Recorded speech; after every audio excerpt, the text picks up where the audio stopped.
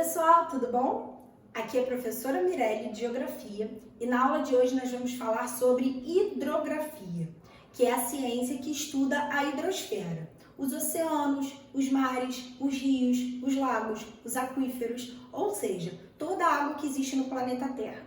97% da água existente no planeta é salgada. Isso significa que só 3% da água é doce.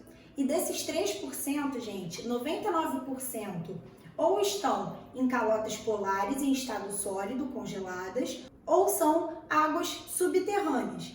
Isso significa que só sobra 1% de água disponível para que nós possamos usufruir e sobreviver. Já que vale lembrar que a água é o solvente universal e que todos os seres vivos precisam de água para sobreviver.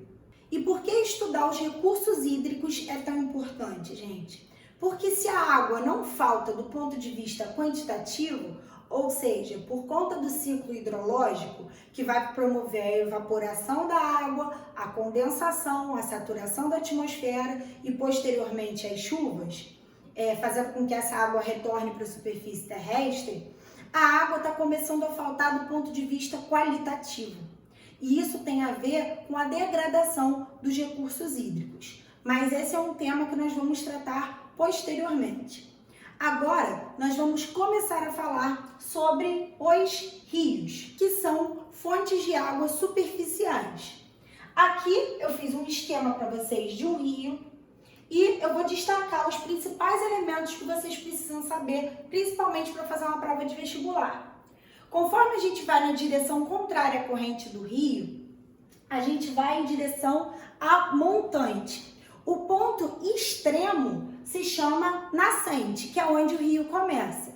Se a gente for na direção oposta, seguindo o fluxo, a correnteza do rio, a gente está indo em direção a jusante, que é onde existe a foz, onde o rio finalmente vai desembocar.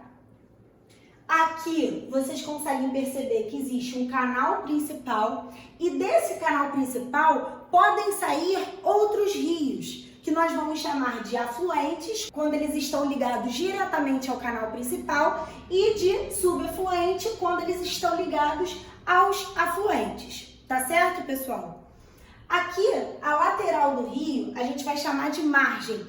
Então, existe margem dos dois lados do rio. Um elemento importante que vocês precisam saber sobre o rio, e que nós já comentamos anteriormente, é que ele possui uma capacidade erosiva, ou seja, ele possui capacidade de transporte. Só que essa capacidade de transporte não é a mesma ao longo de todo o percurso.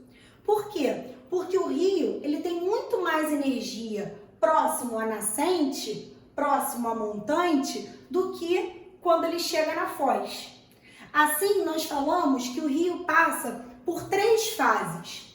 A fase jovem, que é o alto curso dele, a fase madura, que é o médio curso, e a fase senil, que é o baixo curso.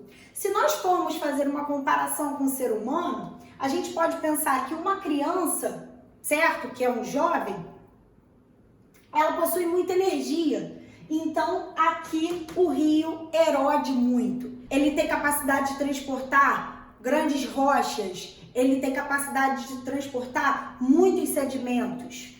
Conforme ele vai chegando na fase madura, ele ainda tem capacidade de transporte, mas esse transporte vai ser menor do que na fase anterior. E, finalmente, quando chega na fase senil, que é a última parte, a gente percebe que o rio ele perde essa capacidade de transporte, que é substituída pelo que a gente chama de sedimentação, que é o acúmulo de sedimentos, certo? E aí existem 3 tipos de foz. Existe a foz em estuário. Quando o rio tem um pouco mais de energia, ele deságua de uma forma única, que é o que a gente chama de foz em estuário. A foz em delta é quando o rio ele já chega aqui com pouquíssima energia. Tanto que ele vai formar literalmente um delta, gente. Ele vai abrir, ele vai criar vários pequenos cursos. E a gente pode falar de uma foz mista, que é o exemplo do Rio Amazonas, que vai misturar tanto a foz em estuário quanto a foz em delta. Daqui, vocês estão vendo o rio de cima, certo? Agora, eu quero que vocês olhem o rio como se vocês estivessem vendo ele de frente.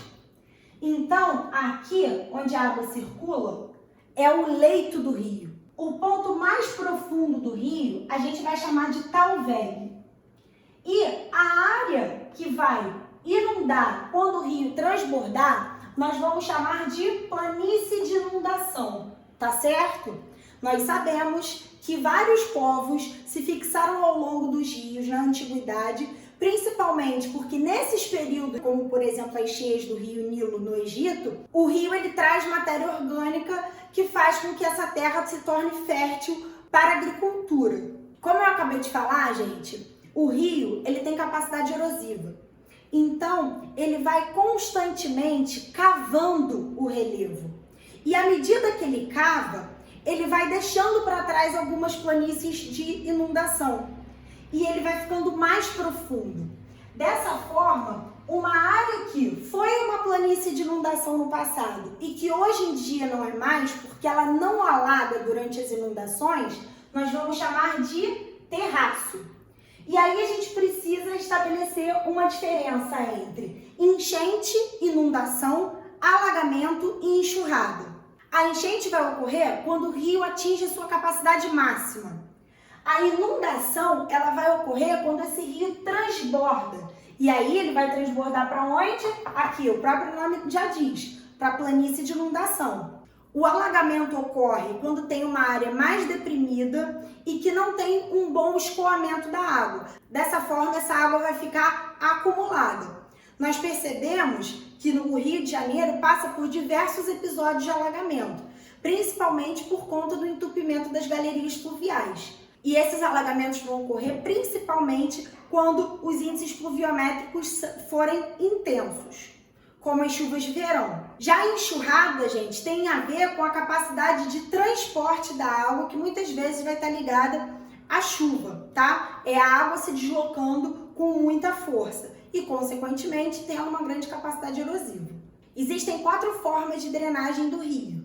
Ou seja, gente, quando ele desemboca, quando ele chega na foz, ele pode desembocar em um oceano, que é o mais comum, que fazendo com que ele seja conhecido como um rio exorreico. Se a gente está falando de um rio endorreico, significa que ele vai desaguar dentro do continente, ou em um lago, ou até mesmo em outro rio. Se a gente está falando de uma drenagem arreica, significa que em algum momento esse rio passa por uma área tão seca que ele evapora e simplesmente desaparece. Essa drenagem ela é bem característica dos rios temporários ou intermitentes.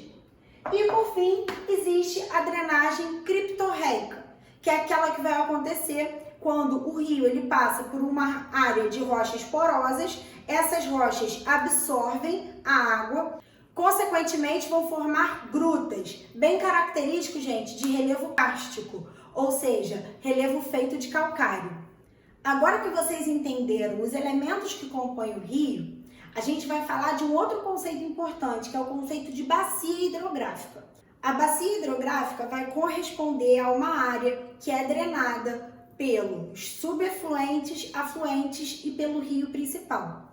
Assim, vai existir um divisor de águas que, no caso, vai ser o próprio relevo, vai fazer com que a água ela acabe convergindo para a mesma direção.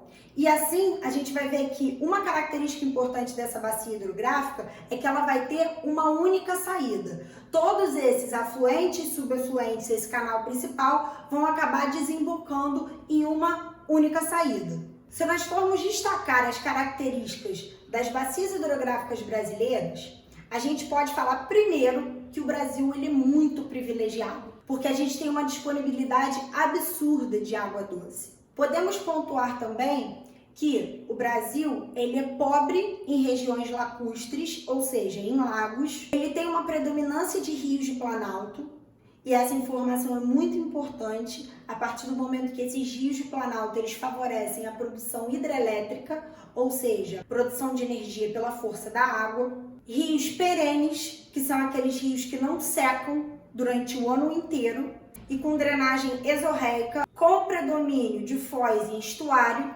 potencial de navegação, o que é bastante interessante, já que o território brasileiro tem dimensões continentais e o transporte hidroviário tem elevada capacidade de carga. E, por fim, uma formação geológica subterrânea que favorece o acúmulo de água, que nós vamos chamar de aquíferos. Falando em aquífero, nós precisamos destacar o aquífero Guarani, que é um aquífero gigantesco e que 70% dele está concentrado no centro-sul do Brasil. Esse aquífero, ele também, parte dele está em outros países, Uruguai, Argentina e Paraguai, o que faz com que haja uma gestão compartilhada desse recurso hídrico. Então é isso, pessoal. Finalizamos por aqui essa aula. Na próxima, nós vamos falar um pouco do uso dos recursos hídricos e também destacaremos os principais fatores que causam a sua degradação. Tá bem? Espero vocês lá. Um beijo!